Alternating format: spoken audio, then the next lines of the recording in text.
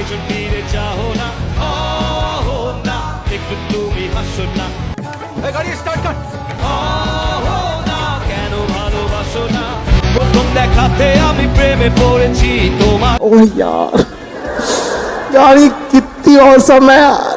এমন ট্রাফিক থাকলে রাস্তায় রিক্সা চালাতেও আপত্তি নেই। সরকারের কাছে জোর দাবি জানাচ্ছি ওনাদের যেন স্থায়ীভাবে ট্রাফিকের দায়িত্ব দেওয়া হয়।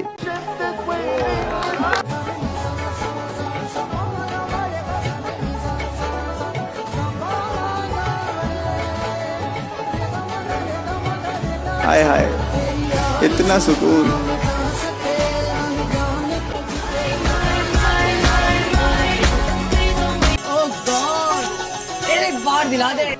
দেশ স্বাধীন করার পুরস্কার পেয়ে গেছেন ভাই, এখন তো এক সপ্তাহ রাতে ঘুমাতে পারবেন না, কি আর করার, এই হাত দেখেই রাত কাটাই দিয়েন।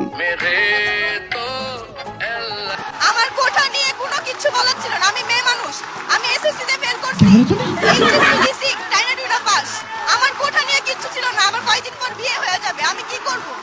আমার এই ভাই বোনগুলো যে মারা গেছে ভাই, ছোট ছোট বাচ্চা মারা গেছে, এই কষ্টে আমি আসছি, রাতে ঘুমাইতে পারি না, এই কষ্টে আসছি ভাই, তাছাড়া আমার কোনো ইচ্ছা নেই কোঠা নিয়ে কিছু বলার। আপু এইচএসসি তে ফেল করছে, এসএসসি তেও টাইনাটুনা পাস করছে, কোটা নিয়েও কোনো মাথা ব্যথা নাই, তাও আন্দোলনে নেমেছেন। আহা, এমন লয়াল মেয়ে এই যুগেও আছে, যার মুখে কোনো সত্যিই আটকায় না, এমন মেয়েই তো চাই নাকি।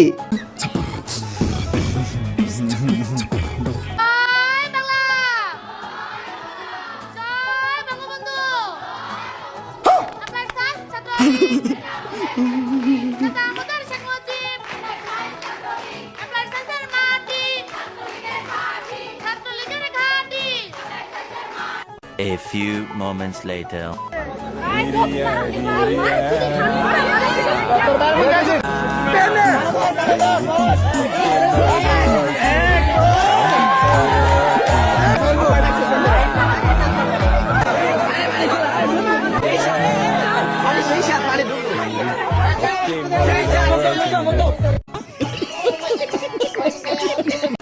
আরে লাখো তরুণ তরুণীর প্রিয় অভিভাবকের একই হাল, আজকে প্রিয় নেত্রীর আদর্শ কর্মীরা গড়তে আছে বলেই নেত্রীর এই অবস্থা। বাংলাদেশ ছাত্রলীগের এই হাজার হাজার ছাত্রদেরকে দেখে কেউ যদি ভয়ে লেজ গুটিয়ে পালায়, তাহলে তার দায়ভার তো বাংলাদেশ ছাত্রলীগ নিবে না। 3:28 a.m.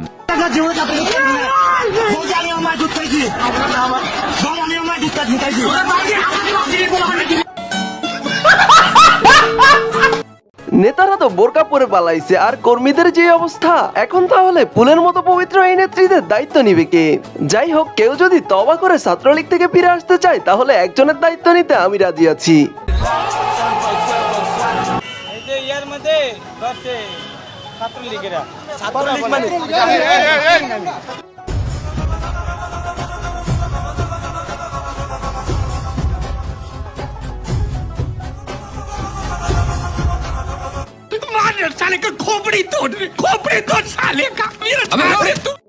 ভাই রে, তুই এটা কি বললি? দেশ থেকে ছাত্রলীগ নামক আবর্জনা যারা পরিষ্কার করছে তাদেরকেই ছাত্রলীগ বানিয়ে দিলি? কেমন আছেন আপনারা? মুরব্বীরা কেমন আছেন? ভাইয়েরা কেমন আছেন? মা বোনেরা কেমন আছে? জি কাকা, আমরা সবাই অনেক ভালো আছি, তা আপনার কি অবস্থা? অন্তরে জ্বালা।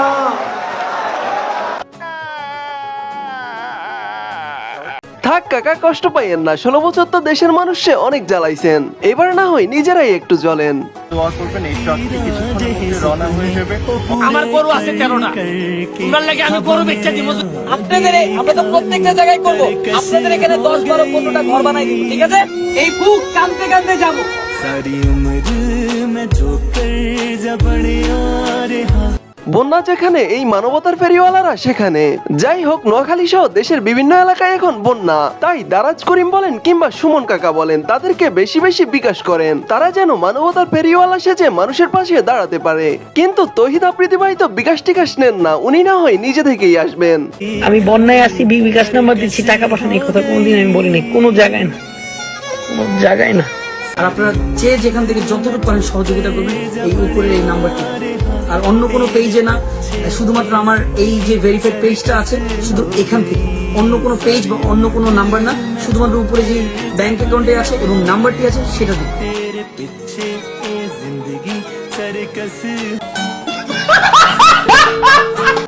ভাই শেষ পর্যন্ত আপনিও এভাবে মানুষের কাছে হাত পেতে মানুষের টাকা দিয়ে মানবতার ফেরিওয়ালা সাজার কোনো মানে হয়? বাংলাদেশের দিকে চোখ রাঙালে ভারতের 7 সিস্টারের অস্তিত্ব থাকবে না, একেবারে পৃথিবীর বাইরে ড্রপ করে দেওয়া হবে। ডক্টর ইউনূস স্যার ব্যতীত আপনি আরেকজনকে দেখান যে এদেশের চাইতে 22 গুণ বড় দেশ ইন্ডিয়াকে এরকম স্ট্রেট ফরওয়ার্ড ওপেনলি থ্রেট দিতে পারবে। শান্তিতে নোবেল পুরস্কার পেয়েছে বলে দুর্বল ভাববেন না, একবার জালিমদের বিরুদ্ধে হুঙ্কার দিলে তারা পালানোর জন্য ইঁদুরের গর্ত খুঁজে পাবে না। আপনি তো সেলসেলায় বেচতে যাইবেন। অনেকদিন পর প্রিয় শায়েক আবারও একটি মেসেজ ড্রপ করেছেন, কিন্তু এবার মনে হচ্ছে শায়েক একটু লাইনে এসেছেন। ভণ্ডামি বাদ দিয়ে এভাবে চালিয়ে যান, মানুষ আপনাকেও ভালোবাসবে। पंछी बनूं उड़ती फिरूं मस्त गगन में आज मैं आजाद हूँ। A few moments later. মিডিয়ার কোনো জায়গা নাই, হোয়াট ইজ দিস? মিডিয়ার কোনো জায়গা হবে না।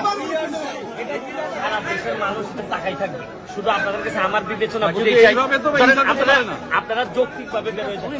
আপনাদের জায়গায় আমি থাকলে আমি হয়তো থাকতাম না, বের হয়ে যেতাম। তারপর আল্লাহর রাস্তায় আপনাদের আমি বলার ব্যবস্থা ভাই।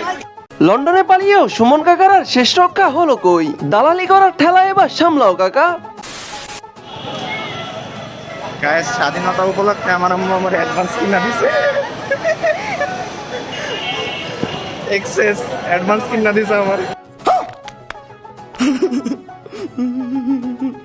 স্বাধীনতা উপলক্ষে আন্টি ভাইকে অ্যাডভান্স কিনে দিয়েছেন, এমন মাও পৃথিবীতে আছে?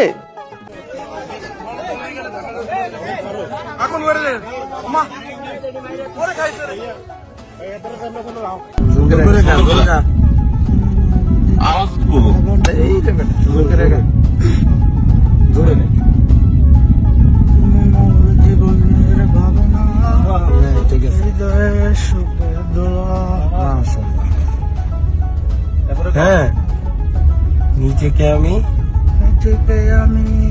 বলতে পারো, তোমাকে যাবে না বলা। আবার মিউজিক বলো।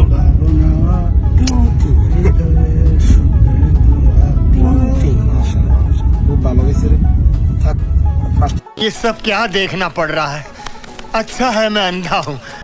কুমিল্লার পোলাপাইন আসলেই একটা ব্র্যান্ড। তারা ডাকাত ধরে পিটাইছে, আবার গাড়িতে উঠাইয়া ভিডিও টানাইছে, তারপর আবার গানও গাওয়াইছে। ওনাকে মাননীয় শেখাচ্ছে না বলতে আমার এখন বাজে এটা। উনি বিভিন্ন আমার জায়গায় এখন বলে থাকেন যে স্বজন হারানোর বেদনা উনি বুঝেন। হ্যাঁ, স্বজনের মেয়েরা তো বুঝেনি তো, ওর বাপ ছিল কম্বল চোর আর ও হচ্ছে ভোট চোর, বুঝছেন? এক কথাই বলি আমার অবশ্যই ও যদি ভোট চোর না হয়, ওরে কয়বার আপনারা ভোট দিছেন? ওরে ভোট দিছেন? কয়জন বুকে হাত দিয়ে বলতে পারবে যে আজকে আমি শেখ হাসিনায় ভোট দিছি? ওরে আমরা একবার বসাইছি, আরো কত বছর ধরে বসে আছে। আচ্ছা, ওর কি একটু ইগোতে লাগে না ভাই? এত মানুষ, আমি ওর হাঁটুর সমান বয়সের হয়তো হব, আমি বলতেছি এত মানুষ ওরে চায় না, ও তাও নির্লজ্জের মতো ওইখানেই বসে আছে। সব সত্যি কথাগুলো একসাথে বলে এই আপু স্বাধীন দেশের বাক স্বাধীনতা ফিরিয়ে দিয়েছেন। তবে হাসু আপা যদি এখনো ক্ষমতায় থাকতো তাহলে এই আপুর অবস্থা কি হতো কমেন্টে জানাবেন। তো গাইজ, আমাদের আজকের ভিডিওটি এই পর্যন্তই। ভিডিওটি ভালো লাগলে এমন সব ইন্টারেস্টিং ভিডিও পেতে অবশ্যই আমাদের চ্যানেলটি সাবস্ক্রাইব করে রাখবেন। এতক্ষণ সাথে থাকার জন্য ধন্যবাদ সবাইকে।